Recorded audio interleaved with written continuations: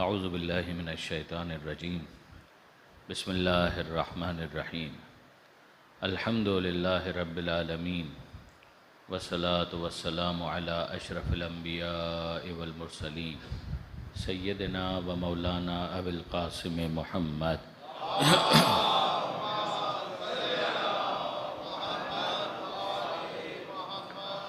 واہل بیتہ الطیبین الطاہرین المعصومین المظلومین المنتجبین المنتخبین المیامین لا سیما للامام المنتظر والحجۃ الثانی عشر الذین اذهب اللہ عنہم الرجس وطہرہم تطہیرا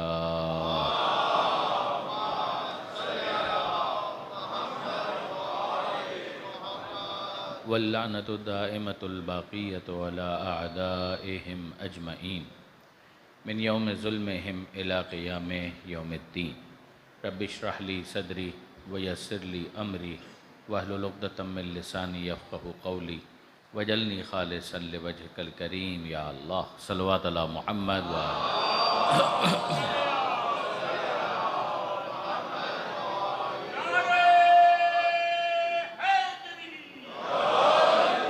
اما بعد فقد قال اللہ سبحانہ وتعالی فی القرآن الحکیم بسم اللہ الرحمن الرحیم من المؤمنین رجال صدقوا ما عاہدوا اللہ ومنہم من قضى نحبہ ومنہم من ينتظر وما بدلوا تبدیلا صلوات علی محمد وآلہ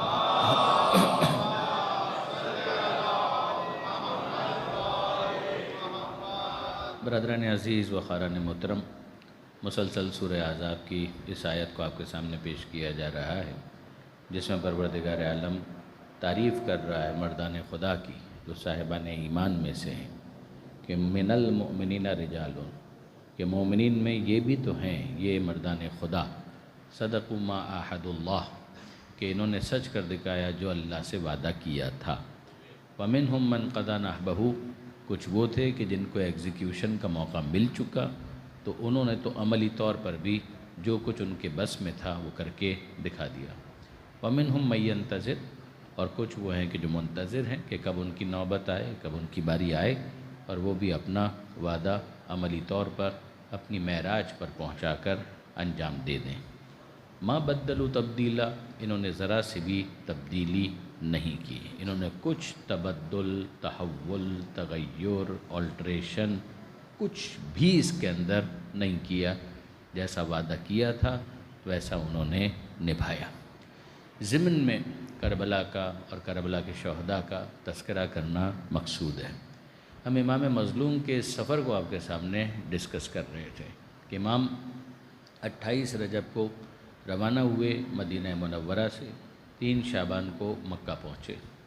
مکہ میں چند مہینے گزارنے کے بعد حج سے ایک دن پہلے امام عازم سفر ہوئے، اور اب راستے کی جو مختلف منازل ہیں اس میں کل ہم نے جناب زہیر ابن قین کے شامل ہونے کو بھی ڈسکس کیا۔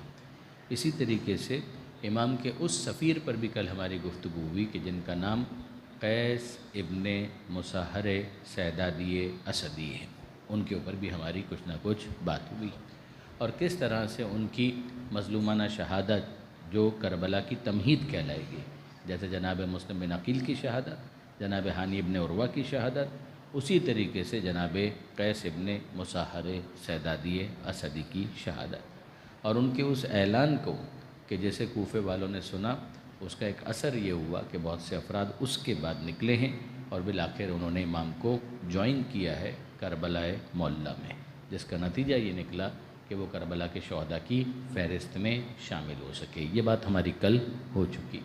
اب امام آگے بڑھتے ہیں یہاں تک کہ حرکب الرسالہ کہ جو 1000 سپاہیوں پر مشتمل تھا، اور اصل جو فوج تھی ناکہ بندی کے لیے جس کو مقرر کیا گیا تھا قادسیہ کے مقام پر، وہاں سے اس کو الگ کر کے ایک اسپیشل ٹاسک دیا گیا تھا کہ جب حسین ابن علی نے اپنا روٹ چینج کیا ہے کہ ایسا نہ ہو کہ ان کو گرفتار کر لیا جائے، تو ان کو الگ کر کے بھیجا گیا کہ چیز کرو، اور وہاں پر امام حسین علیہ السلام کی حر کے اس رسالے سے ملاقات ہوئی، امام کا پانی پلانا، جس پر کل ہماری گفتگو ہو چکی۔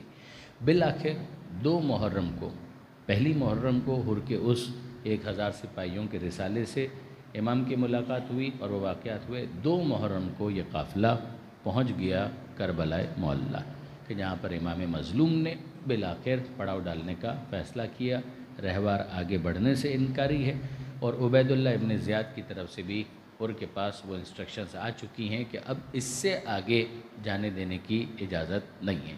امام کے لیے یہ بالکل واضح ہو چکا، کوفہ اب جانے کا کوئی فائدہ نہیں ہے، کسی اور جگہ پر نہ کوئی امان ہے اور نہ ہی کوئی کمک موجود ہے۔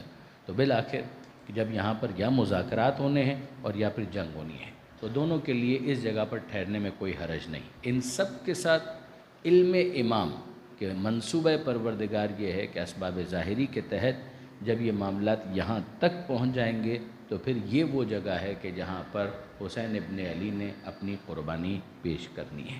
تو ان تمام تر چیزوں کا ریکنسائل ہو جانا حسین ابن علی کے لیے بہت کافی تھا کہ اب یہاں پر وہ سارے واقعات پیش آنے ہیں۔ اب ظاہر ہے کہ یہ تو 2 محرم کو قافلہ یہاں پر آ گیا۔ کوفہ میں کیا ہو رہا ہے؟ کوفہ میں یہ اطلاع پہنچ چکی کہ حر نے ایگزیکیوٹ کر دیا اکارڈنگلی کہ جو حکم دیا گیا تھا اس کے مطابق اس قافلے کو ٹھہرا دیا گیا، اور اب وہاں پر عبید اللہ ابن زیاد کے سامنے ایک $1 ملین کوشچن ہے، اور وہ یہ کہ کس کو سپاہ سالار بنایا جائے۔ اور یہ وہ موقع ہے کہ جہاں پر عبید اللہ ابن زیاد کی نگاہ انتخاب ٹھہری ہے عمر ابن سعد پر۔ عمر ابن سعد ویسے ہی کمانڈر ہونے کے اعتبار سے معروف شخصیت تھا، بلکہ مختلف کارناموں کی وجہ سے اس کے لیے یہ طے ہو چکا تھا کہ اسے ایران کے تہران کے مضافات میں، جو اس وقت تو تقریباً تہران ہی کا وہ حصہ مانا جاتا ہے جس کو رے کا علاقہ کہتے ہیں، وہاں کا اس کو حاکم بنایا جائے، یعنی وہاں کی مہم سر کرنی ہے، مگر کامیابی کی صورت میں پھر وہاں کا اس کو حاکم بنایا جائے۔ یہ رے وہی علاقہ ہے کہ جو آپ میں سے بہت سے افراد وہاں پر گئے بھی ہوں گے۔ اس رے کے علاقے سے نسبت کی وجہ سے ان افراد کو کہ جو وہاں سے تعلق رکھتے ہیں ان کو رازی کہا جاتا ہے، یعنی یہ رازی زواد والا رازی نہیں ہے، زے والا رازی ہے، رے الف زے اور یہ، یعنی بعض نسبتیں تو بڑی آسان ہوتی ہے نا، جیسے لاہور ہے لاہوری کہہ دیجئے، لیکن اگر آپ دہلی والوں کی بات کریں تو وہاں پر صرف یا لگانے سے کام نہیں چلے گا، وہاں پہ ہوگا دہلوی تو ایک واو آ جائے گا۔ اسی طریقے سے اب رے کے علاقے سے اگر کسی کی نسبت ہے تو پھر کیا کیا جائے، تو وہاں والوں کو رازی کہا جاتا ہے، یعنی ایک اور تصرف ہوتا ہے کہ الف آئے گا زی آئے گا پھر یہ آئے گی تو نسبت کا تعین ہو سکے گا۔ بڑے افراد گزریں اس علاقے کے، بعد میں بھی اگر آپ نے نام سنا ہو، یقیناً ایک بہت بڑے طبیب تھے جن کا نام تھا محمد ابن زکریہ رازی، جو طبیب تھے کہ جن کی کتاب تھی من لا یعذرہ الطبیب، کہ اگر کسی کے پاس طبیب نہ ہو، ڈاکٹر نہ ہو، تو وہ اس کتاب سے استفادہ کر سکتا ہے۔ یہ ضمناً بات نکلی ہے تو میں عرض کر رہا ہوں، اسی کتاب سے الہام لیتے ہوئے، انسپریشن لیتے ہوئے ہمارے بہت بڑے محدث، بہت بڑے عالم جناب شیخ صدوق علیہ رحمہ، انہوں نے کتاب لکھی جو ہماری اصول اربع کے اندر شامل ہے، من لا یحضرہ الفقیہ، کہ جس کے پاس فقیہ موجود نہ ہو تو پھر وہ اس کتاب سے استفادہ کر سکتا ہے۔ انہوں نے کتاب لکھی تھی من لا یعذرہ الطبیب، انہوں نے کتاب لکھی من لا یعذرہ الفقیہ۔ ہمارے ایک اور بہت بڑے عالم دین کہ جن کی کتاب اصول اربع میں شامل ہے، کیا عجیب اتفاق ہے کہ ان کا بھی تعلق رے سے تھا، اور ان کا نام تھا محمد ابن یعقوب کلینی الرازی، صاحب الکافی۔ الکافی ہماری اصول اربع کی کتابوں میں شامل ہے، لکھنے والے جناب کلینی، پورا نام کیا ہے؟ محمد ابن یعقوب کلینی الرازی۔ رازی کیوں ہے؟ اس لیے کہ ان کا بھی تعلق رے کے علاقے سے۔ رے کی سب سے بڑی شہرت ہے شہزادہ عبدالعظیم، یہ آل محمد کے تعلق سے میں عرض کر رہا ہوں کہ آل محمد کے ماننے والوں کے لیے رے شہر میں اور بھی امام زادگان ہیں، مگر شاہ عبدالعظیم جو سید حسنی ہیں ان کی وہاں پر قبر اور ان کا وہاں پر ہونا وہ ہمارے لیے ایک بہت امپورٹنٹ معاملہ بن جاتا ہے، اس لیے کہ ان کی زیارت کے بارے میں معصوم کے الفاظ یہ ہیں کہ من زار عبدالعظیم فی الرے کمن زار الحسین فی الکربلا، کہ جس نے رے میں عبدالعظیم کی زیارت کی اس نے گویا کربلا میں حسین کی زیارت کی۔ یعنی آپ اسی سے اندازہ کیجئے کہ کچھ تو ہے نا کہ جس کی وجہ سے اتنا بڑا ایک جملہ معصوم کی زبان پر آ رہا ہے۔ یہ میں نے خاص اس لیے بھی کہہ دیا کہ ممکن ہے کہ بہت سارے افراد زیارتوں پر جاتے ہوں تو تہران کی اس زیارت کو اگنور مت کیجیے گا۔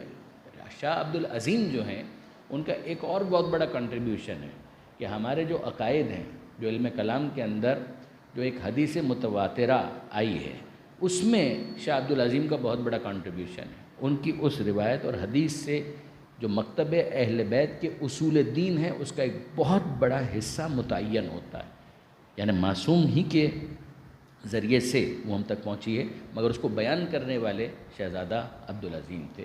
تو یہ رائے کا علاقہ، یہ تو اس کی دینی اہمیت ہو گئی، مگر عمر سعد کو ان میں سے کسی چیز میں دلچسپی نہیں تھی، نہ اس کو اس میں، یا شاہ عبدالعظیم تو بات کی شخصیت ہیں، جس زمانے میں واقعہ کربلا ہو رہا تھا اس زمانے میں شاہ عبدالعظیم نہیں تھے، مگر دینی کسی وجہ سے عمر سعد کو کوئی دلچسپی نہیں تھی اس علاقے سے، وہ اس علاقے کے اوپر فریختہ ہو چکا تھا، اس علاقے کی طرف اس کی ایک انسیت تھی، اور وہ چاہتا تھا کہ کسی طریقے سے یہاں کی حکومت مجھے مل جائے۔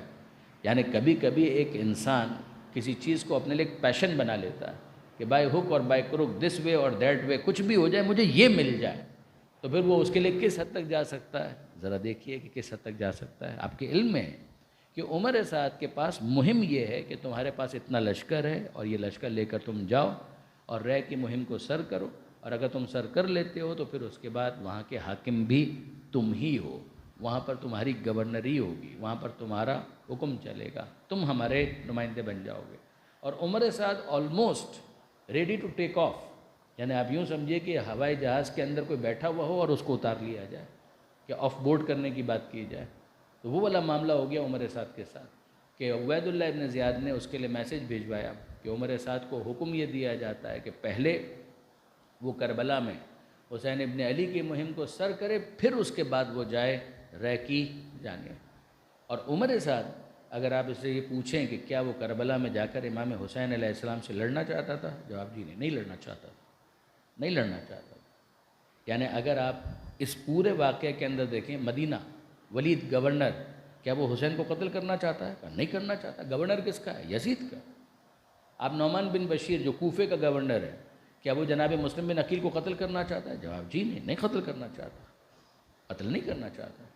اس کو معزول کیا گیا، اس نے کہا میں معزول ہونا پسند کر لوں گا، قتل نہیں کرنا چاہتا۔ یعنی اگر اس سے یہ پوچھا جائے کہ پھر ٹھیک ہے، اگر آپ امام حسین کے مرتبے اور مقام سے واقف ہیں تو پھر جائیے امام کا ساتھ دیجیے، کہا نہیں اتنا حوصلہ بھی نہیں ہے، کہ یہ حوصلہ بھی نہیں ہے کہ اگر آپ مجھ سے یہ توقع کر رہے ہیں تو اتنا حوصلہ بھی نہیں ہے، لیکن یہ کہ بہرحال اس حد تک بھی میں نہیں جانا چاہتا۔ عبید اللہ ابن زیاد، اس نے کہا بتائیے کیا کرنا ہے۔ نعمان بن بشیر کو معزول کیا گیا، عبید اللہ ابن زیاد کو ایڈیشنل چارج دیا گیا کہ جاؤ اور جا کر مسلم بن عقیل کی مہم سر کرو، قتل کر دیا۔ یزید نے اپریشیٹ کیا اور کہا کہ جس طرح سے یہ مہم تم نے سر کی ہے، اب میں دیکھتا ہوں کہ حسین ابن علی والی مہم تم کس طرح سے سر کرتے ہو۔ کہا کہ ہم تو اس کے لیے بھی تیار ہیں۔ اب یہاں پر کون سا ضمیر، کون سا نفس لوامہ، اندر سے ملامت کا احساس ہونا، کوئی مورل کنڈمنیشن کا احساس کرنا، نتھنگ، کچھ بھی نہیں۔ یہ ضمیر بالکل مردہ ہو چکے ہیں، مردہ ضمیر۔ یعنی یہ وہ جگہ ہیں کہ جہاں پر ختم اللہ علی قلوبہم، کہ اللہ نے ان دلوں کے اوپر مہر لگا دی، وعلی سمعہم، اور ان کے کانوں پر بھی، وعلی ابصارہم غشاوہ، اور ان کی آنکھوں کے اوپر پردہ۔ یہ خدا بلا وجہ نہیں ڈالتا۔ ظاہر ہے کہ اگر ایک انسان خود سے اپنے آپ کو اس وادی میں لے جائے کہ جہاں پر اندھیرا ہی اندھیرا ہے، اس کو بتایا بھی جائے کہ یہاں اندھیرا ہے، باہر آ جاؤ روشنی ہے، نہ وہ باہر آنے کے لیے تیار ہے، نہ سوئچ آن کرنے کے لیے تیار ہے کہ جو موجود برقی رو کسی ٹیوب لائٹ کے اندر ہے وہ اس میں دوڑ جائے اور وہاں پر نور پھیل جائے، وہ نہیں چاہتا۔ جب نہیں چاہتا تو پروردگار زبردستی کان سے پکڑ کر کسی کو صراط مستقیم پر چلانے والا نہیں ہے۔ یہ ہر انسان کا پھر فری ول کے ساتھ اپنا فیصلہ ہے کہ اسے کس راہ پر چلنا ہے۔ تو عبید اللہ ابن زیاد کے کیس میں دیکھیں ایکسٹریم کیس ہے، یزید ایکسٹریم کیس ہے، شمر ایکسٹریم کیس ہے۔ عمر سعد کے بارے میں آپ کا دشمن اہل بیت، 100% دشمن اہل بیت ہے، کوئی ڈاؤٹ ہی نہیں ہے۔ لیکن اگر آپ یہ پوچھیں کہ کیا وہ اتنا ولنگلی جانے کے لیے تیار، کہا کہ نہیں۔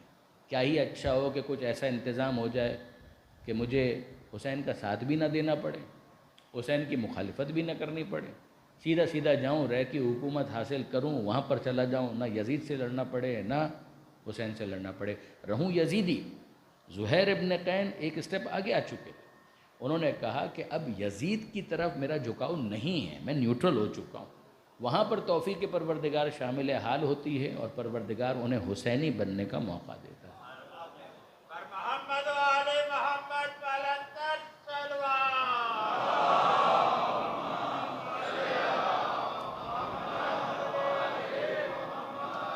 یا جیسے جناب حر کا معاملہ، جناب حر لیٹر فیز میں عاشور کے دن، مگر انہوں نے پورا فلور کراس کیا.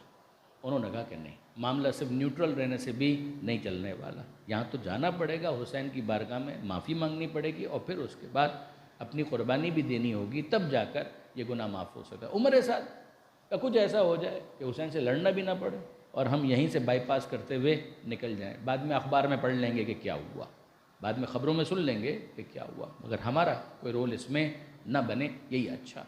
یہاں پر عبید اللہ ابن زیاد اب ظاہر ہے کہ ظالم ہے، سفاق ہے، مکار ہے، مگر یہ ہے کہ بہرحال بیوقوف نہیں ہے، وہ بھی سمجھتا ہے کہ عمر سعد کی دکھتی رکھ کیا ہے، تو اس نے اسی کے اوپر ہاتھ رکھ دیا اور کہا کہ ٹھیک ہے. جب اس نے یہ کہا کہ بھائی میں تو رہ جانے کے لیے بالکل آمادہ اور تیار ہوں، آپ نے تو مجھے آف بورڈ کر دیا، مجھے واپس جانے دیجئے، جو کام میرے سپرد کیا گیا تھا. کہا کہ نہیں، کام تو یہی والا ہے، پہلے اس کو کرو پھر وہاں پر جانے کا موقع ملے گا. جب اس نے اصرار کیا تو کہا کہ ٹھیک ہے، اگر تم کو نہیں جانا ہے تو میں تم کو مجبور نہیں کرتا، مگر پھر رے کو بھی بھول جاؤ، پھر رے کو بھی بھول جاؤ.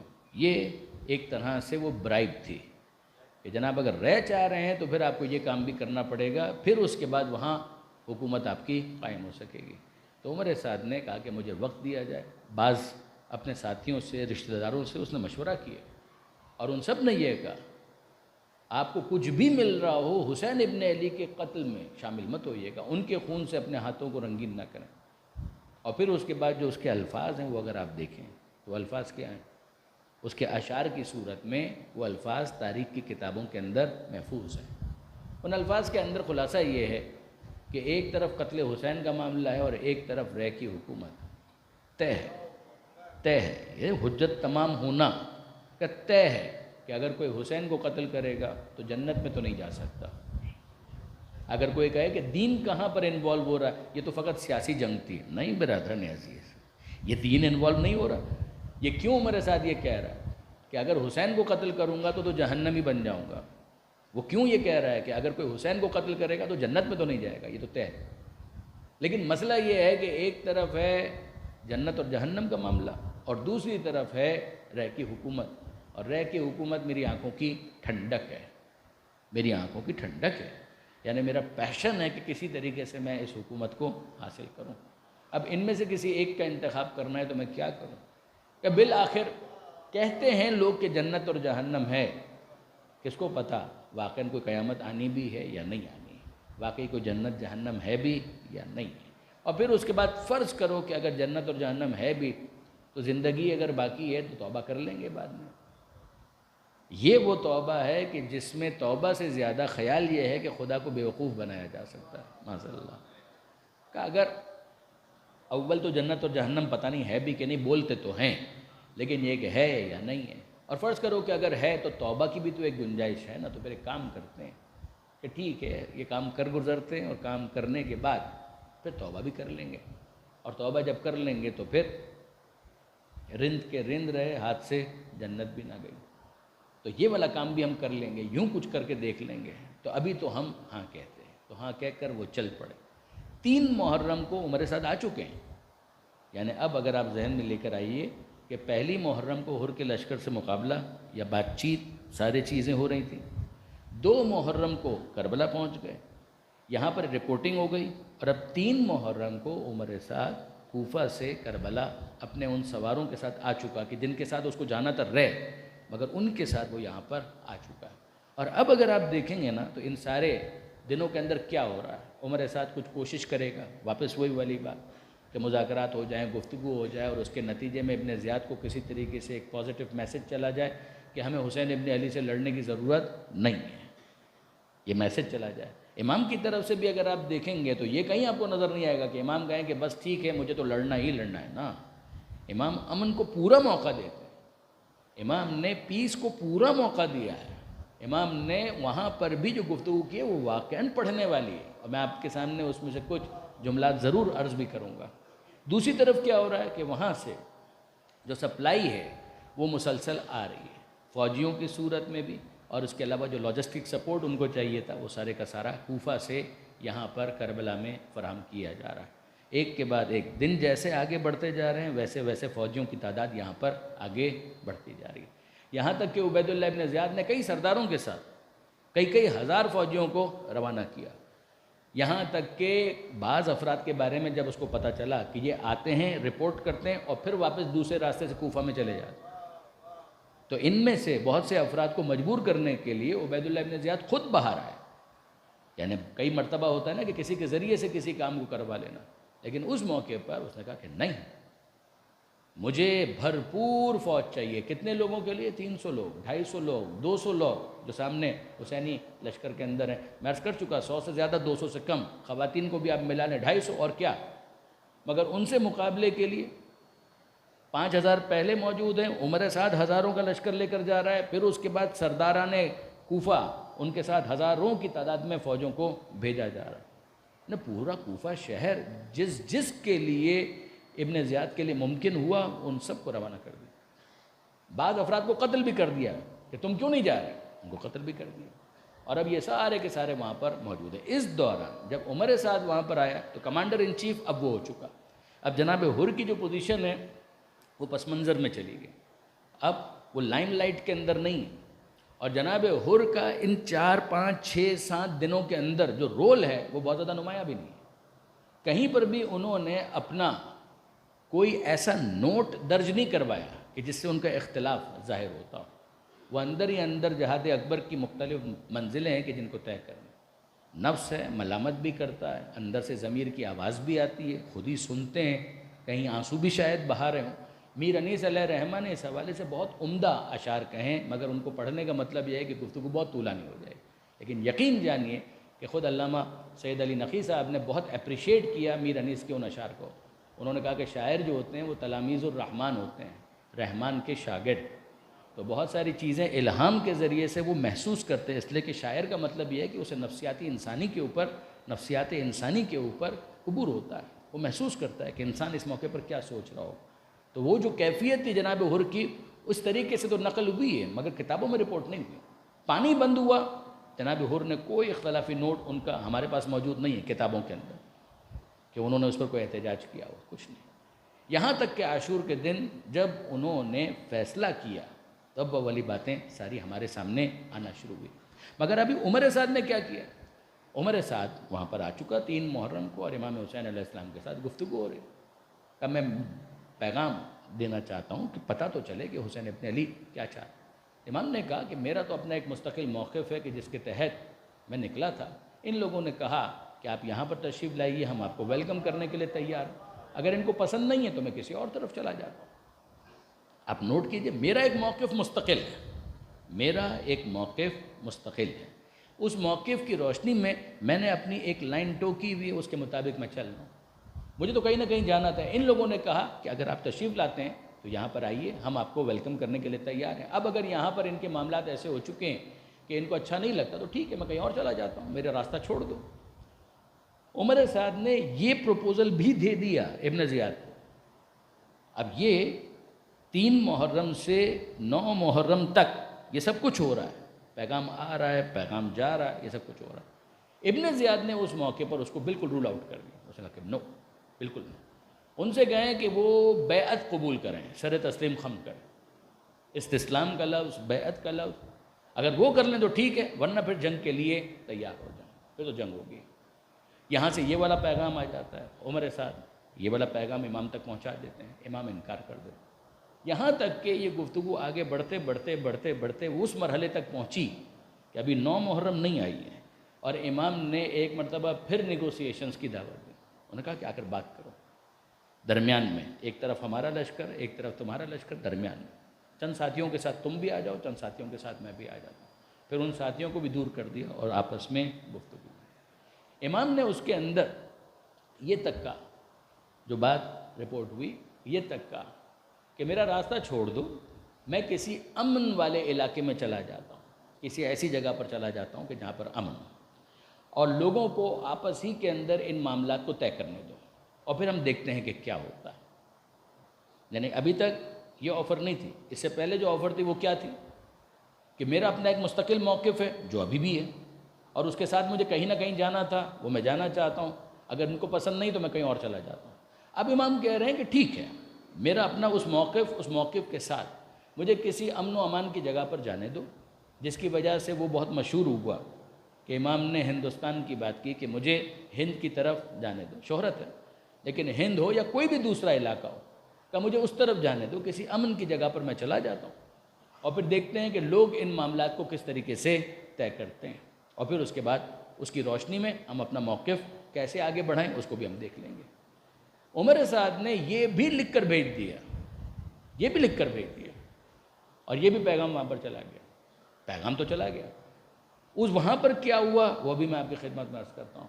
مگر ایک بہت دلچسپ جو چیز رپورٹ ہوئی کہ اس موقع پر یا کسی اور موقع پر عمر سعد کو امام نے یہ کہا، اے عمر سعد، یہ سب کچھ جو کر رہا ہے تو رہ کی حکومت کے لالچ میں کر رہا ہے نا، یہ سب کچھ رہ کی حکومت کے لالچ میں کر رہا ہے نا، میں تجھے اطلاع دیتا ہوں کہ تو رہ کی گندم نہیں کھا سکے گا، تجھے رہ کی گندم نصیب نہیں ہوگی۔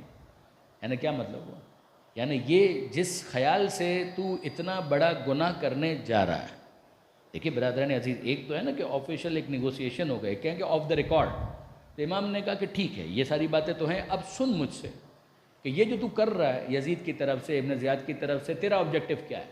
دنیا دار انسان ہے، رہ کی حکومت کے لیے یہ سب کچھ کرنا چاہ رہا ہے، یاد رکھ تجھے رہ کی گندم نصیب نہیں ہوگی۔ اس پر عمر سعد نے تنزیہ ایک جواب دیا، اور وہ تنزیہ جواب کیا تھا؟ وہ تنزیہ جواب یہ تھا کہ فرزند رسول اگر رہ کی گندم نصیب نہیں ہوگی تو میں رہ کی جو پر گزارا کر لوں۔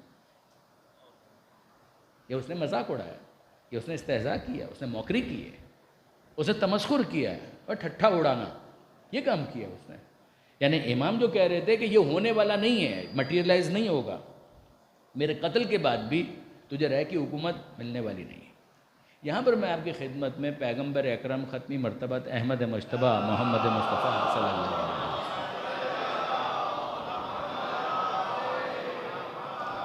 پیغمبر اکرم کی ایک حدیث ضرور پیش کرنا چاہوں گا۔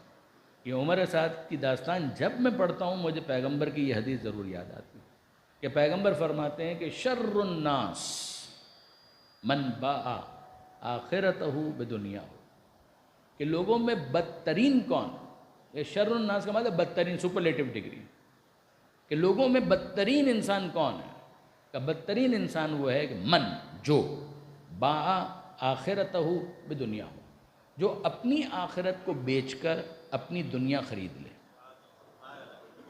یعنی اس کے پاس دو چوائسز ہیں، ایک ہے دنیا اور آخرت۔ دیکھیے ایک یہ ہے کہ آپ دونوں کو جمع کریں، بہت اچھا ہے، ربنا آتنا فی الدنیا حسنہ وفی الآخرۃ حسنہ، کہ مالک دنیا کے حسنات بھی دے دے اور آخرت کے حسنات بھی دے دے۔ کوئی آپ کو دولت کے ہوتے ہوئے جو آپ نے حلال سے کمائی ہے جھونپڑی پہ رہنے کا نہیں کہہ رہا، کوئی آپ کو چیتھڑے پہننے کا نہیں کہہ رہا، اگر آپ کے پاس گنجائش ہے، افورڈ کر سکتے ہیں تو اچھا لباس پہنیں۔ کوئی آپ کو پیدل چلنے کا نہیں کہہ رہا، اگر آپ کے پاس گنجائش ہے، آپ سواری خرید سکتے ہیں تو سواری میں جائیے، کوئی منع نہیں کر رہا، غور فرمایا آپ نے۔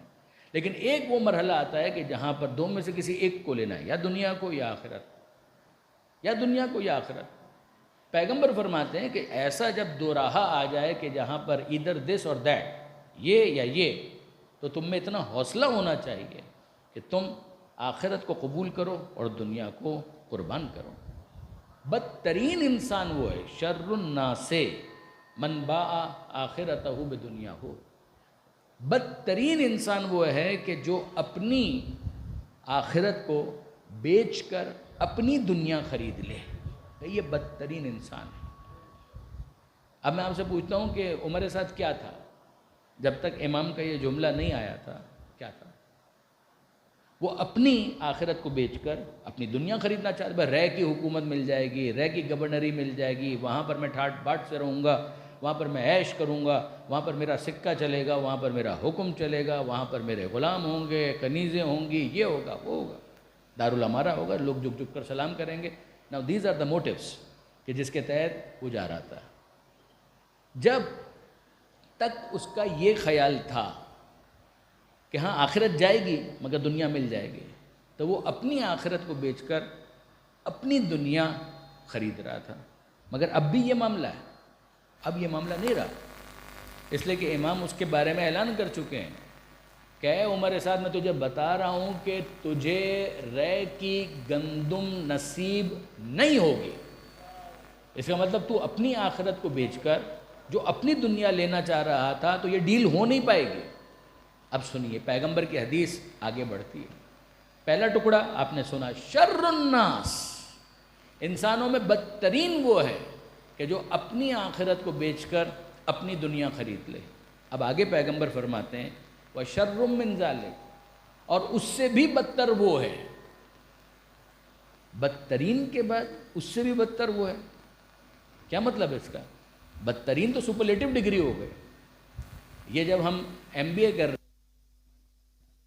کو ایز اے سبجیکٹ جب پڑھایا جاتا تھا تو کئی مرتبہ یہ ہوتا ہے نا کہ جو مارکیٹ کرنے کا انداز ہوتا ہے وہ ایسا ہونا چاہیے کہ جس کے ذریعے سے جو آپ کا پوٹینشیل کسٹمر ہے اس کی اٹینشن کو گریب کیا جا سکے۔ تو کئی مرتبہ ہوتا ہے کہ بھائی بیسٹ نہیں، بیٹر دین دا بیسٹ۔ تو بیٹر دین دا بیسٹ تو کچھ نہیں ہوتا، نہیں، سمجھانے کے لیے کہ جس کو آپ بیسٹ سمجھ رہے تھے یہ اس سے بھی بہتر ہے۔ یہاں پر پیغمبر اکرم نے کہا ورسٹ، تمام انسانوں میں بدترین، ورسٹ، اور پھر اس کے بعد فرمایا کہ تم تو اب تک یہ سمجھے تھے کہ یہ بدترین ہے، ہم تمہیں بتاتے ہیں کہ ورس دین دا ورسٹ کیا ہو سکتا ہے۔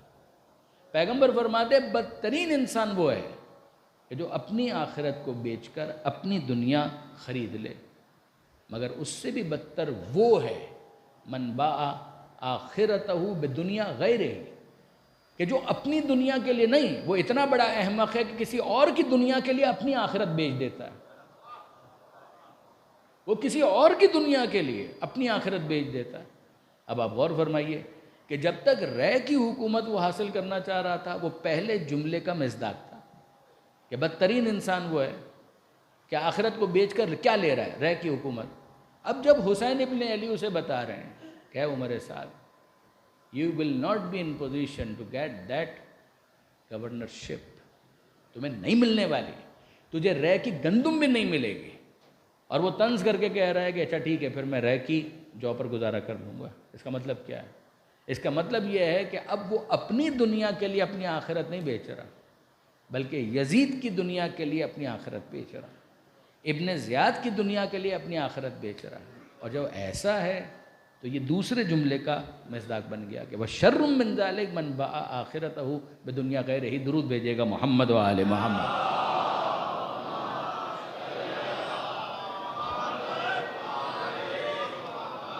ایک مرتبہ اور درود بھیج دیجیے گا محمد و آل۔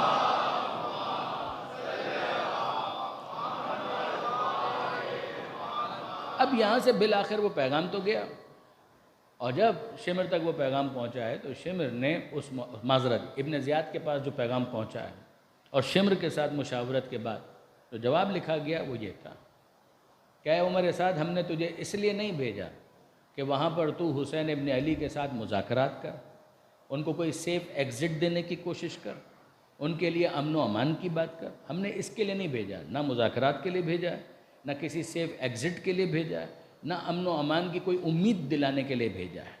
تیرے پاس بس یہ آپشن ہے کہ حسین ابن علی سے کہہ دے اگر وہ بیعت کرنے کے لیے تیار ہیں تو ٹھیک ہے، ان کو گرفتار کر کے لے کر آؤ، اور اگر وہ بیعت کرنے کے لیے تیار نہیں ہے تو پھر اس کے بعد صرف اور صرف ایک کام کرنا ہے کہ تلوار چلاؤ، ان کا سر کاٹو اور میرے پاس سر بھیجواؤ، سمپل۔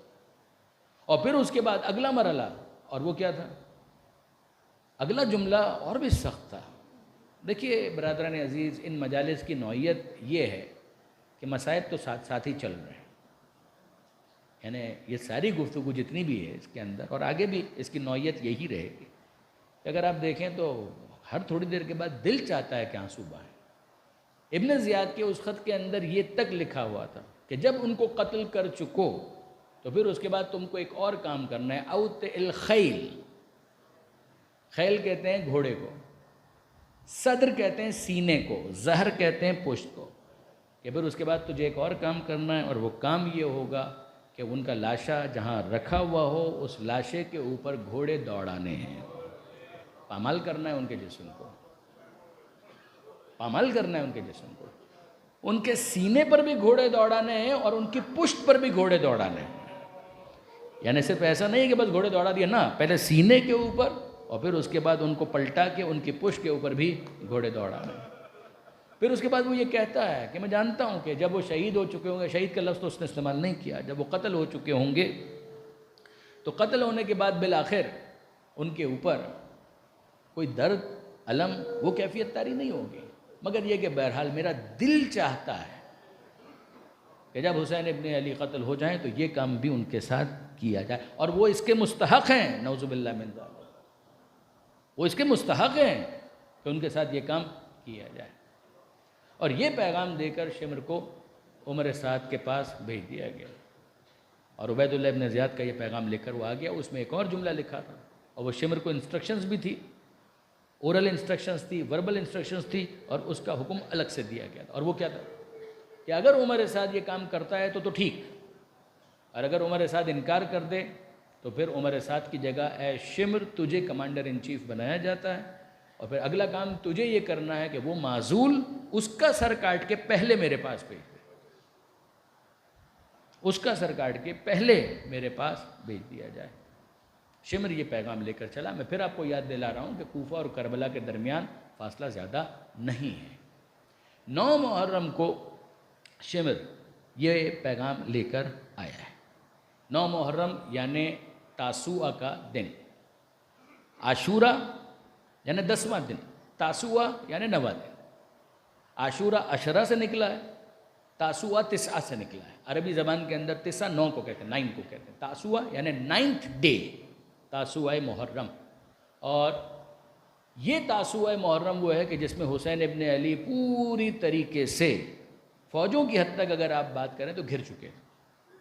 روایات کے اندر بھی ہمارے پاکستان کے اندر اس بات کا کریڈٹ حضرت علامہ رشید ترابی کو جاتا ہے.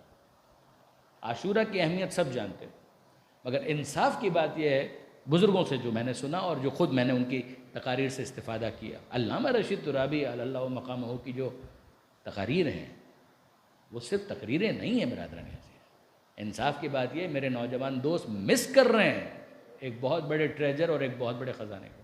ہمارے بزرگ یہاں پر تشریف فرمائیں، وہ یقیناً تائید کریں گے. علامہ رشید ترابی کی جو تقاریر ہیں وہ تو مستقل ایک ایسا علمی خزانہ ہے کہ جس کو نظر انداز نہیں کیا جا سکتا، اور کرنا بھی نہیں، علماء کو بھی نہیں کرنا چاہیے. اگر کوئی خطیب بننا چاہتا ہے، اگر کوئی ممبر سے خدمت کرنا چاہتا ہے، ترابی صاحب کو سنے بغیر یہ خدمت ناممکن ہے. وہ خدمت ناقص ہی رہے گی، وہ کبھی صحیح خدمت نہیں ہو سکتی جب تک ترابی صاحب کو نہ سنا جائے. پاکستان کے اندر تاسوعہ محرم کی اہمیت کو ہائی لائٹ کرنے والوں میں جناب علامہ رشید ترابی سر فہرست ہے، جس طریقے سے انہوں نے اس کی اہمیت کو سمجھایا. تو اب تاسوعہ محرم، یہ 9 محرم کا دن یہ آ گیا، اور 9 محرم کے دن شمر بھی آ گیا، پیغام بھی لے کر آیا. فوجیں اپنی پوری تیاری کے ساتھ محاصرہ کیے ہوئے ہیں. اور اب جب عمر سعد کے پاس یہ پیغام آیا تو عمر سعد نے کہا اس کا مطلب یہ ہے کہ اب تو جنگ کے سوا کوئی دوسرا آپشن باقی نہیں بچتا. شمر کو تیز نظروں سے دیکھا کہ میں سمجھتا ہوں کہ یقیناً تو نے رنگ میں بھنگ ڈالا ہوگا، یقیناً تو نے اس معاملے پر اور زیادہ اس کو ایکسپلائٹ کیا ہوگا، جلتی پر تیل کا کام کرنا، اور وہ اس نے کیا بھی تھا. تو شمر نے کہا کہ باقی ساری باتیں چھوڑو، یہ بتاؤ کہ جو امیر کا حکم ہے اس کے مطابق عمل کرو گے، اور اگر نہیں تو پھر تم معزول ہو جاؤ اور کمان میرے سپرد کر دو. کہ نہیں، کام تو میں ہی کروں گا، یہ آپ نوٹ کیجئے، کام تو میں ہی کروں گا. ہاں، جہاں تک تمہارا تعلق ہے کہ تم کو بہرحال کسی دستے کے اوپر افسر کے طور پر مقرر کر دیا جائے گا. یہ اس موقع پر عمر سعد اور شمر کی گفتگو ہوئی. عمر سعد نے ایک اور بہت زبردست جملہ اس موقع پر کہا. کس سے بیعت کا مطالبہ کر رہے ہو؟ حسین ابن علی سے. لفظ ہیں، الفاظ ہیں اس کے، نفسن ابیہ، اس کے سینے بین جنبئی ہے، نفسن ابیہ. ابا کہتے ہیں انکار کرنے کو، ابیہ انکار کرنے والا. حسین اور بیعت کا اس کے سینے میں انکار کرنے والا دل موجود ہے. حسین بیعت نہیں کریں گے. کہا عمر سعد ابھی تو پوچھا بھی نہیں، کہ پوچھنے کی ضرورت نہیں ہے، اتنا تو میں حسین کو پہچانتا ہوں، اتنا تو میں حسین کو جانتا ہوں. حسین اور بیعت نہیں کریں گے. کیا آپ یقین کریں گے بعض محققین نے یہاں پر اس عبارت کو اور زیادہ سمجھایا کہ یہ نفسن ابیہ نہیں ہے، یہ ہے نفس ابی ہے، کہ حسین اور بیعت، حسین کے سینے میں اس کے باپ کا دل ہے، نہ اس کے باپ نے کبھی بیعت کی تھی، نہ حسین کبھی بیعت کرے گا، علی کا دل ہے۔ اور یہ کوئی حیران کن بات نہیں، اس لیے کہ حسین تو اپنے اس مکتوب وصیت نامے کے اندر تحریر کروا کے آئے تھے کہ اسیر و بصیرت جدی و ابی علی ابن ابی طالب، میرا راستہ تو وہی راستہ ہے جو میرے جد مصطفیٰ کا ہے، جو میرے بابا علی مرتضیٰ کا ہے۔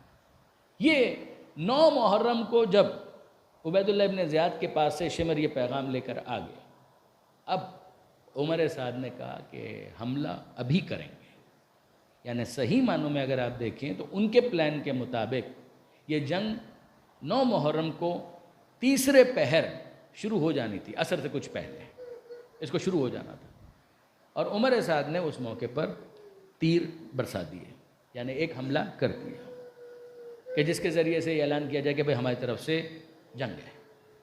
یہ وہ موقع تھا کہ جب امام حسین علیہ السلام جناب زینب کے پاس تشریف فرما۔ کیا عجیب بات ہے کہ جناب زینب کو اس حملے کی اطلاع پہلے ہوئی، وہ خیموں کے اندر ہیں، آوازوں سے انہوں نے اندازہ کیا، ابھی باہر سے کسی نے، جناب عباس نے بعد میں بتایا، جناب زینب نے پہلے اس بات کو انٹیسپیٹ کر لیا کہ گویا حملہ ہونے والا ہے، حملہ ہو رہا ہے، اور وہ آئیں امام حسین کے پاس اور آ کر کہا کہ بھیا یہ آوازیں عجیب سی ہیں، ایسا لگ رہا ہے کہ یہ دشمن کی جو فوج ہے وہ بہت نزدیک آتی جا رہی ہے۔ اس وقت امام حسین علیہ السلام نے کہا اب یہ فائنل انسٹرکشنز دینے کا ٹائم آ گیا، زینب عقیلہ بنی ہاشم، عالمہ غیر معلمہ، حسین کی شہادت کے بارے میں جو باتیں ہیں وہ ان کے علم میں بھی ہیں، مگر کیا بس اب یہ وہ وقت آ گیا؟ تو جناب زینب کہتی ہیں بھیا لگ رہا ہے کہ یہ دشمن کی جو فوج ہے تو بہت نزدیک آ چکی ہے۔ اب جناب زینب کو امام حسین نے جس طریقے سے آخری جس کو کہتے ہیں انسٹرکشنز دینا کہ کل تو پھر جنگ کا دینا، تو آخری کچھ باتیں ہیں جو اطمینان کے ساتھ اس وقت کر لی جائیں۔ تو حسین ابن علی کہتے ہیں کہ بہن زینب ہمارے جد، ہمارے نانا محمد مصطفیٰ ہم سے بہتر تھے، وہ چلے گئے، ہمارے بابا علی مرتضیٰ وہ بھی ہم سے بہتر تھے، وہ چلے گئے، ہماری ماں فاطمہ زہرا وہ بھی ہم سے بہتر تھیں، وہ چلے، بھیا حسن وہ چلے گئے۔ جس طرح سے ان سب کو صبر کیا ہم پر بھی صبر کرنا، یعنی ان ادر ورڈز کہ اب وقت شہادت بہت قریب آ چکا ہے، جس طرح سے ان سب پر آپ نے صبر کیا اسی طریقے سے میری جدائی پر، میری شہادت پر بھی صبر کرنا، جس پر جناب زینب نے ماتم کیا ہے، جس پر جناب زینب نے ماتم کیا۔ علامہ سید علی نقی صاحب اس پر تبصرہ کرتے ہیں، جو الفاظ ہیں نا بی بی کے، جو تاریخ کی کتابوں میں بھی آئے ہیں، بہت ساری چیزیں مقتل کی کتابوں میں ہوتی ہیں مگر تاریخ کی مین اسٹریم کتابوں کے اندر بھی، کہ جناب زینب نے امام حسین کے اس تبصرے پر پورا مرثیہ پڑھ دیا۔ یہ علامہ سید علی نقی صاحب نے کامنٹ کیا کہ حسین کے جملے پر کہ جیسے ان سب پر صبر کیا اسی طرح سے میری جدائی پر بھی صبر کرنا۔ جناب زینب نے تو پورا مرثیہ پڑھ دیا، اور مرثیہ کیا پڑھا؟ جناب زینب نے کہا کہ جب نانا اس دنیا سے رخصت ہوئے تو بابا موجود تھے، ماں موجود تھی، آپ موجود تھے، حسن بھائی موجود تھے۔ جب ماں اس دنیا سے رخصت ہوئی تو سنبھالنے کے لیے بابا موجود تھے، جب بابا اس دنیا سے رخصت ہوئے تو آپ دونوں بھائی موجود تھے، بڑے بھائی حسن اور آپ بھی موجود تھے، اور جب بڑے بھائی حسن اس دنیا سے رخصت ہوئے تو اللہ آپ کو سلامت رکھے، آپ موجود تھے۔ لیکن آج جب آپ اپنے شہادت کا مجھے بتا رہے ہیں تو مجھے تو ایسا لگ رہا ہے کہ الیوم باتا جدی محمد المصطفیٰ، کہ میرے نانا آج اس دنیا سے رخصت ہو رہے ہیں، وہ 11 ہجری میں نہیں گئے اس دنیا سے۔ مجھے تو لگ رہا ہے آج جب آپ کہہ رہے ہیں کہ آپ شہید ہونے والے ہیں، آپ کا وقت آخر آنے والا ہے، تو مجھے تو لگ رہا ہے کہ میرے نانا آج اس دنیا سے رخصت ہوئے۔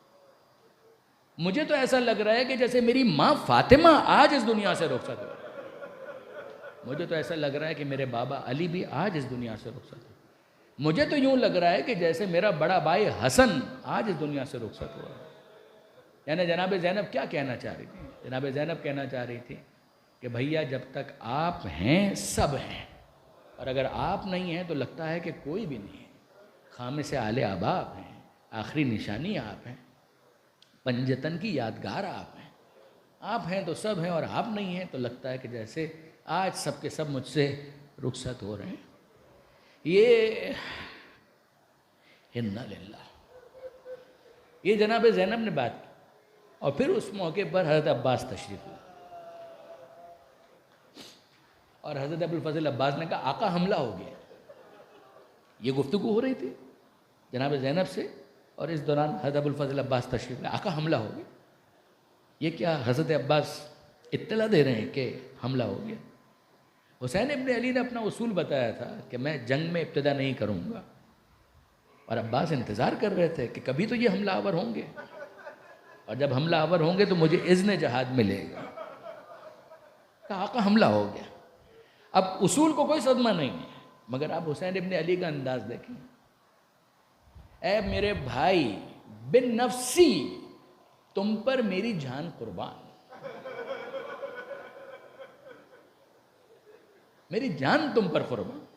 یعنی یہ انداز اگر آپ دیکھیں حسین ابن علی نے جو ابوالفضل عباس کے لیے اختیار کیا ہے، تم پر میری جان قربان. ٹھیک ہے، یعنی جو تم کہنا چاہ رہے ہو میں سمجھتا ہوں، لیکن ذرا جا کر ان سے پوچھو کہ ان کے ساتھ کیا معاملہ ہے، کیوں یہ اس طریقے سے حملہ آور ہو گئے ہیں. اور اب ابوالفضل عباس، دیکھیے عباس کو آپ سمجھیے گا، صرف تلوار چلانے کا نام عباس نہیں ہے. اگر حسین کہیں بھائی جا کر ان سے پوچھ کر آؤ، مذاکرہ، کسی اور کو بھیجے حسین ابن علی. عباس جیسے شجاع بہادر کو نہیں. نہ، بہادری صرف تلوار چلانا نہیں ہے. حسین نے کہا ان سے بات کر کے آؤ. عباس گئے اور پوچھا کیا سبب ہے. زہیر ابن قین ساتھ میں، حبیب ابن مظاہر ساتھ میں، اور جا کر پوچھا کہ کیا سبب ہے، کیوں اس طرح سے حملہ آور ہوا. کہا کہ عبید اللہ ابن زیاد کی طرف سے فائنل انسٹرکشنز آ چکی ہیں، یا بیعت یا جنگ. کہا رکو میں آقا کو خبر کر کے آتا ہوں. اس دوران حبیب ابن مظاہر اور زہیر ابن قین کھڑے رہے اور انہوں نے کوشش بھی کی ان کو امر بالمعروف اور نہی عن المنکر کرنے کی. یہاں پر جناب ابوالفضل عباس تشریف لائے اور جناب عباس نے کہا کہ آقا، انہوں نے یہ کہا ہے. کہا حسین کہتے ہیں کہ اگر جنگ کرنی ہے تو ان سے کہو کہ یہ ایک رات جنگ کو ملتوی کریں، میں اس رات میں اپنے پروردگار کی عبادت کرنا چاہتا ہوں. ایک اور رات نماز میں، مناجات میں، دعاؤں میں گزارنا چاہتا ہوں. جنگ کل پہ ٹال دو. ابوالفضل عباس یہ پیغام بھی لے کر گئے ہیں، یہ پیغام بھی حضرت ابوالفضل عباس لے کر گئے. میں اپنے نوجوان دوستوں سے گزارش کرتا ہوں اپنی تربیت کریں. صرف جلال میں آنا، صرف غصے میں آنا، صرف چیخنا چلانا، صرف یہ حسینیت نہیں ہے. فکر حسین کی الف بے اگر ہم سیکھنا چاہتے ہیں تو اس میں یہ شامل ہے اپنی تربیت اس حد تک کریں کہ اگر کبھی مذاکرات کرنا ہو تو آپ کو بہترین مذاکرات کار بننا آنا چاہیے. آپ کو معلوم ہونا چاہیے کہ نیگوسیشنز کیسے ہوتے ہیں. عباس علمدار گئے، کہا کہ آقا نے یہ کہا ہے کہ ایک رات اور ہم عبادت میں بسر کرنا چاہتے ہیں، تم جنگ ہی کرنا چاہتے ہو تو کل پر. عمر سعد نے کہا تم لوگوں کی کیا رائے ہے؟ کہا جو آپ فیصلہ کریں. کہا نہیں، میں تو جنگ کرنا چاہتا ہوں ابھی، اس لیے کہ اسے معلوم ہے کہ عبید اللہ ابن زیاد میرے بارے میں بدگمان ہوتا جا رہا ہے. شیخ نے کہا جیسے تم لوگوں کی مرضی، مہلت دینا ہے دو، نہیں دینا ہے نہیں دو. زیادہ تر نے کہا کہ اگر کوئی ترک اور دیلم کے بھی ہوتے تو بھی ہم لوگ ایک رات کی مہلت تو دے ہی دیتے، ایک رات ڈیلے کر دو، کل جنگ کر لیں گے. یہ ساری باتیں ان کی جو بےہودہ گفتگو ہے وہ کون سن رہا ہے؟ عباس علمدار. عباس علمدار ان کی یہ ساری باتیں جو آپس میں وہ کر رہے ہیں اس کو عباس سن رہے ہیں، برداشت کر رہے ہیں، تحمل کر رہے ہیں. اور پھر اس کے بعد جب یہ طے ہو گیا تو اب حسین ابن علی تشریف لائے اور حسین ابن علی نے آ کر عباس علمدار تشریف لائے اور امام حسین کو بتایا کہ آقا رات کے لیے جنگ کو ملتوی کر دیا گیا. اور اب اس کے بعد ایک تو وہی مقصد تھا کہ عبادت ہو اور ویسی عبادت ہو کہ جو غیر معمولی عبادت. تو باقی رات لہم دوی ان کا دوی نحل، خیموں سے اس طرح کی آوازیں آ رہی تھی جیسے چھتے سے مکھیوں کے بھن بھنانے کی آواز آتی ہے، شہد کی مکھیوں کے. کہیں سے الحمدللہ، کہیں سے سبحان اللہ، کہیں سے اللہ اکبر، تسبیح ہو، تمجید ہو، حمد الہی آوازیں آ رہی. اسی رات امام حسین نے اپنے ساتھیوں سے بیعت کو ایک مرتبہ پھر اٹھاتے ہوئے کہا کہ تم میں سے جو جانا چاہتا ہے چلا جائے. کوئی نہیں گیا، کوئی ایک بھی نہیں گیا. اور سب نے کہا کہ واللہ لا نفارقک، اللہ کی قسم ہم آپ سے جدا نہیں ہوں گے. زندگی کے لیے آپ سے جدا ہو جائیں، جینے کے لیے آپ سے جدا ہو جائیں، ناممکن. مسلم بن سجا نے کہا، عباس علمدار نے کہا، وہ سب آپ یقیناً اجمالاً جانتے ہیں، مگر انصاف کی بات یہ ہے کہ ان کو اگر فقط پڑھا جائے تو آدھا گھنٹہ درکار. وہ سارے تبصرے اگر عیناً پڑھے جائیں تقریباً آدھا گھنٹہ درکار ہے، اور اس کی تشریح کی جائے. اور اسی میں پھر جناب قاسم کا وہ مکالمہ جو آپ سنا کرتے ہیں، اسی میں کہ بیویاں کس طریقے سے اپنی اپنی نشانیوں کو تیار کر رہی تھیں. ان نشانیوں میں ایک نشانی اون و محمد بھی تو تھے، اون و محمد بھی تو تھے کہ مصائب کی منزل پر جن کا مجھے ذکر کرنا. دیکھیے برادران عزیز، یہ اون و محمد، یہ بچے، یہ بھانجے ابتدا سے حسین ابن علی کے ساتھ تھے؟ نہیں. جب حسین مدینہ سے چلیں، مکہ پہنچیں، یہ بچے ساتھ نہیں تھے. زینب ساتھ ہیں. عبداللہ ابن جعفر طیار جو جناب زینب کے شوہر ہیں، وہ کہاں پر تھے؟ مدینہ میں تھے، بیمار ہیں. وہ اس سفر میں بالآخر شریک سفر نہیں ہو پائے. جب مکہ سے امام چلے ہیں، جس کو آپ سن چکے کہ میں حرم کے باہر قتل ہونا چاہتا ہوں، حرم کے اندر، حرم کے باہر. آپ میں سے وہ احباب کہ جنہوں نے حج اور عمرے کی سعادت حاصل کی ہے، وہ جانتے ہیں کہ دوسرے عمرے کے لیے احرام پہننے کے لیے عام طور پر تنعیم جایا جاتا ہے. مسجد عمرہ جہاں پر ہے، وہاں تک پہنچ گئے، حرم کی حدود ختم ہو گئی، اس سے تھوڑا اور آگے چلے گئے. اور وہاں پر جا کر امام نے کہا عباس سے کہ عباس ذرا قافلے کو ٹھہرا دو. عباس علمدار کہتے ہیں کیا کہا؟ جو آپ کا حکم، مجھے کسی کا انتظار ہے. بسر و چشم. اور کچھ دیر کے بعد کچھ افراد آتے ہوئے نظر آئے. یہ کون ہیں؟ آنے والوں میں عبداللہ ابن جعفر طیار ہے. عبداللہ ابن جعفر طیار، وہ بھی جناب زینب کے شوہر. قریب آئے. دیکھیے امام کے فرسٹ کزن بھی ہیں، امام کے بہنوئی بھی ہیں، جناب زینب کے شوہر ہیں. جعفر طیار مولا کے بڑے بھائی کا نام. اب اس موقع پر عبداللہ سے ابتدائی گفتگو ہوئی، سلام علیکم. اور اب اس کے بعد عبداللہ کہتے ہیں حسین کیا اجازت ہے کہ میں اپنی زوجہ زینب سے دو باتیں کر لوں؟ امام حسین کہتے ہیں عبداللہ آپ کی زوجہ ہیں زینب، میری اجازت کی کوئی ضرورت نہیں ہے. کہا کیا آپ مجھے بتائیں گے کہ زینب کس محمل میں ہے؟ کہا وہ ہماری آپ کو نظر آ رہی ہے، اس میں جناب زینب موجود ہے. جناب زینب کو اطلاع مل چکی ہے کہ میرا شوہر آیا ہے، ظاہر ہے کہ مجھ سے ملاقات کرنا چاہے گا، ممکن ہے کہ مجھے واپس چلنے کے لیے کہے. یہ دل میں ایک خیال جناب زینب کے موجود ہے. عبداللہ آئے، دھڑکتے دل کے ساتھ جناب زینب نے سلام کا جواب دیا. اور اب اس سے پہلے کہ عبداللہ کچھ کہیں، جناب زینب کہتی ہیں عبداللہ میں شریعت کی پابند ہوں، مجھے بھی معلوم ہے کہ زوجہ اگر سفر کرے تو شوہر کی اجازت ضروری ہے. اگر تم اجازت نہیں دو گے تو میں سفر آگے نہیں کر پاؤں گی. لیکن انصاف سے بتاؤ کہ اگر تم مجھے واپس چلنے کو کہو گے تو کیا زینب زندہ جا پائے گی؟ میری روح میں اتنا تحمل نہیں ہے کہ یہ سننے کے بعد اپنے جسم میں برقرار رہ سکے. بظاہر مجھے ایسا لگتا ہے کہ بے روح میرا جسد، میرا لاشا تمہارے ساتھ جائے گا. عبداللہ نے یہ باتیں سنی، کانپ کر رہ گئے، کانپنے لگے. انہوں نے کہا بی بی آپ میری زوجہ ہیں، بے شک ہیں، لیکن آپ کا جو مرتبہ اور مقام ہے میں جانتا ہوں، میں آپ کو کوئی حکم دینے کے لیے نہیں آیا. تو جناب زینب کو کچھ اطمینان ہوا. پھر پوچھنے لگے کہ عبداللہ پھر کیا سبب ہے کہ آپ نے اتنا سفر طے کیا اور یہاں تک تشریف لائے؟ تو اب جناب عبداللہ کہتے ہیں بی بی بات صرف اتنی سی ہے کہ مجھے تو آپ کے جد کی ایک حدیث یاد آ گئی تھی، میں تو اس پر عمل کرنے کے لیے حاضر ہوا ہوں. جناب زینب کا اشتیاق بڑھا. عبداللہ میرے جد کی کون سی حدیث آپ کو یاد آ گئی جس پر آپ نے عمل کرنے کے لیے اتنی زحمت کی؟ تو جناب عبداللہ کہتے ہیں بی بی آپ کے جد کا ایک فرمان ہے اللہ کے رسول کا کہ جب سفر پر جاؤ اور کوئی مشکل سفر ہو تو صدقے کا سامان ساتھ رکھا کرو.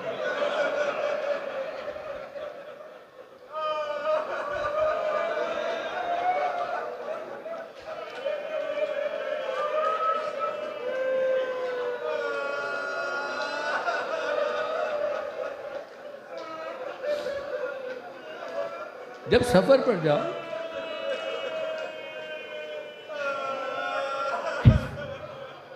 اور کوئی مشکل سفر ہو تو صدقے کا سامان ساتھ رکھا کرو. آپ اتنے مشکل سفر پر روانہ ہوئی ہیں، صدقے کا سامان تو بھول گئے. میں تو بس صدقے کا سامان آپ کے حوالے کرنے کے لیے آیا ہوں. جناب زینب کا اشتیاق بڑھا. عبداللہ وہ کون سا صدقے کا سامان ہے کہ جسے میں مدینہ بھول آئی؟ اور جس کو آپ دینے کے لیے اتنا سفر طے کر کے یہاں تک آئے. تو عبداللہ کہتے ہیں بی بی یہ اون اور محمد, یہ اون و محمد یہ صدقے کا سامان ہی تو ہے. کتنا مشکل سفر آپ کو درپیش ہے, کتنا مشکل سفر حسین کو درپیش ہے. ایک کام کیجئے گا, اگر حسین پر کوئی مشکل وقت آئے تو ایک بیٹے کو اپنی طرف سے حسین پر صدقہ کر دیجئے گا اور دوسرے بیٹے کو میری طرف سے حسین پر صدقہ کر دیجئے گا. جناب زینب خوشی سے نہال ہو گئی کہ ارے یہ تو صدقے کا سامان ہے, یہ تو ان بچوں کے باپ نے کہا یہ تو صدقے کا سامان ہے, گرہ میں باندھ لیا کہ یہ تو صدقے کا سامان ہے. کربلا میں اون و محمد شہید ہوئے. جب اون و محمد شہید ہو گئے اور حسین ابن علی ان بچوں کے لاشوں کو لے کر آئے, میں مختصر کر رہا ہوں, لاشوں کو لے کر آئے, اکیلے نہیں گئے, عباس کو ساتھ لیا, اے بھیا عباس تم بھی ساتھ. ان دونوں بچوں کے لاشوں کو لے کر آئے اور وہ خیمہ کہ جہاں پر جناب زینب 2 رکعت نماز شکرانہ پڑھ رہی تھی, نماز تمام ہوئی, زینب نے پیشانی سجدے میں رکھی ہوئی ہے اور پروردگار عالم سے مناجات کرتی ہیں, مالک اس دکھیا کہ یہ 2 بچے ان کے لاشیں آ رہے ہیں, مالک مجھے صبر عطا کر.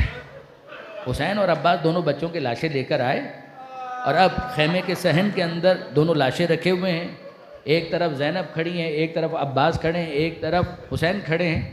اور حسین کہنے لگے کہ بچوں ماموں تمہارا حق ادا نہ کر سکا مگر تم نے زینب کے دودھ کا حق ادا کر دیا. جناب زینب کہتی ہیں بھیا اجازت ہے کہ میں ان مہمانوں سے کچھ آخری باتیں کر لوں, بچے شہید ہو چکے ہیں, ان مہمانوں سے کچھ آخری باتیں کر لوں, اور جس طرح سے میں نے ان کو رخصت کیا تھا تو کچھ تلخ باتیں بھی کہہ دی تھیں, معافی بھی مانگ لوں. پھر اس کے بعد آئیں, بڑے بیٹے کے کنارے بیٹھیں, سرہانے بیٹھیں, اور پھر اس کے بعد کہنے لگیں اب یہ ماں کے جذبات ہیں.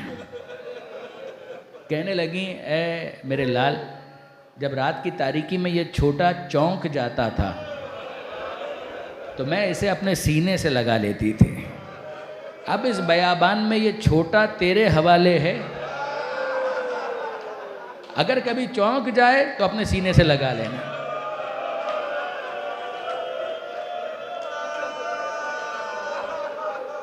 پھر چھوٹے بیٹے کے پاس آئیں, ہاتھوں کو اپنے ہاتھوں میں لیا, خون بھرے ہاتھ تھے, ان ہاتھوں میں موجود خون کو اپنے ہاتھوں پر منتقل کر کے اپنے چہرے پر ملا اور کہنے لگی ماں ان ہاتھوں کے نثار. عمر سعد کو بتا دیا کہ میدان میں جنگ کیسے کی جاتی ہے, میدان میں لڑا کیسے جاتا ہے. اور یہ کہتے کہتے اچانک کیا یاد آیا, کھڑی ہوئی اور کہنے لگی حسین سے اے بھیا اگر ان بچوں سے کوئی گستاخی ہوئی ہو زینب معافی مانگتی ہے. میں نے دونوں سے کہہ دیا تھا کہ کوئی پوچھے تو تعارف میں یہ مت کہنا کہ ہم حسین کے بھانجے ہیں, بس یہ کہنا ہم حسین کے غلام ہیں, بس اتنا کہنا ہم حسین کے غلام ہیں. یہ سن کر حسین برداشت نہ کر سکے, زینب کو سینے سے لگا لیا اور کہنے لگے زینب لوگ پوچھتے رہے کہ تم کون ہو, یہ ہمیشہ یہ کہتے رہے ہم حسین کے غلام ہیں, ہم حسین کے.